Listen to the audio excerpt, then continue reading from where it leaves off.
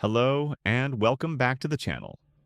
Today we're taking a closer look at the previews for the Ogre army in Kings of War in 4th edition. Most of their core units stay intact, but a few commonly relied upon abilities have been stripped away, leaving questions on how armies would look like in 4th.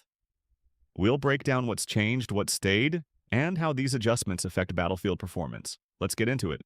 For this army preview, we return to the Tales from the Warriors Hall podcast for the information on the Ogre army. Shout out to them and link in the description below. The Ogre is given 2 command orders. The first is Snapping Grokakamok that goes off on a 5+. It gives a target unit with the tribal strength trait elite in combat. The second command is Smoke Bombs. On a 5+, target unit with the tribal strength or goblin trait gains stealthy. The first core choice are the Warriors. They only come in Troops or Regiment and Lost Legion. They only mentioned that the points were changed slightly, so I don't have a definitive points to indicate. Everything mostly remained the same. They can exchange 1 defense for extra crushing strength. They do lose the Matriarch rule and the Grokakamok option. I am not sure if the troops are auxiliary or not, as it was not mentioned in the podcast. Boomers too have similar stats, but they no longer have steady aim, which should be in line with most of the armies in 4th edition. Next are Hunters.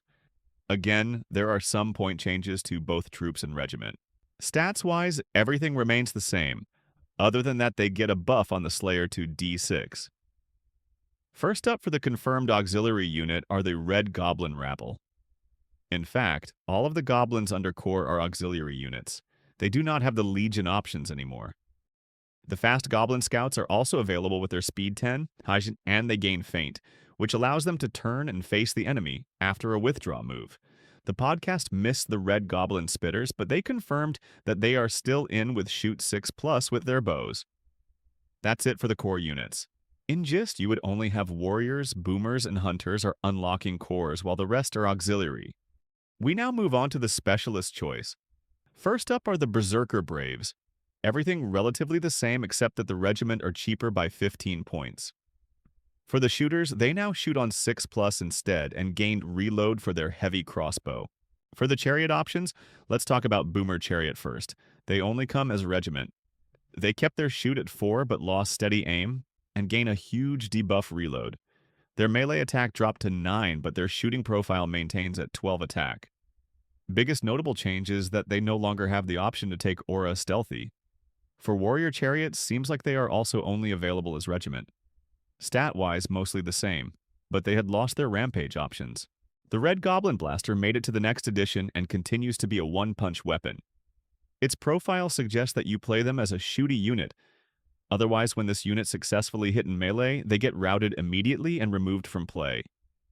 To everyone's favorite now, the Siege Breakers. They kept most of the stats the same, and the regiment cost went down by 25 points. Big Shield should still be there, making its front a solid defense 6 in both combat and shooting.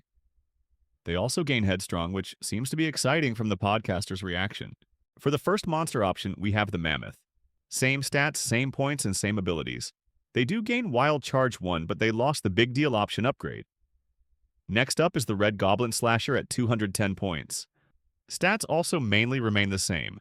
They lost the option to take the Aura ability, as well as exchanging its ranged weapon for trumpets.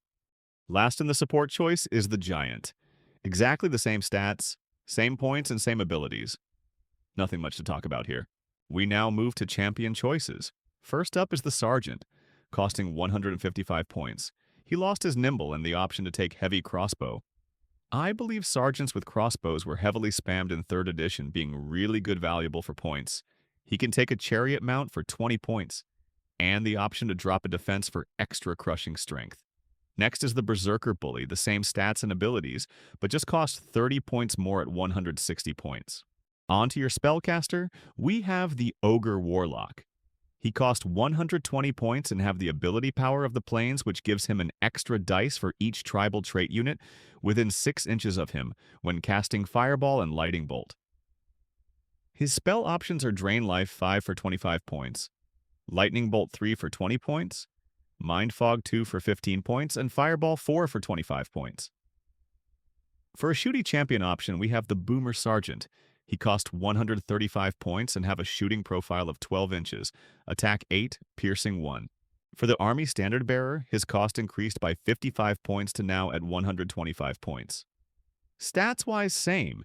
He gives very inspiring, but I am now sure if it's worth the points. The Red Goblin Biggit also saw an increase of points by 40 points. He maintains the same stats, but his inspiring now only affects the Goblin trait and gains rallying for them too. The last champion choice, the Arokamorra, the new character in the Champions Boxed set. She is unique champion that has a mixed melee and shooting profile, which I think she might do some damage when in and out of combat. Moving on to Warlords now. The first is the Ogre Warlord. He costs 175 points and has combatant stats of melee 3, attack 7, and crushing strength 2. He does not have the chariot mount option anymore, but he do change your warrior chariots in the battalion to core. The Matriarch, who cost 160 points, seems to have very average stats, but do have rallying and very inspiring, probably making her the inspiring insurance at the back line.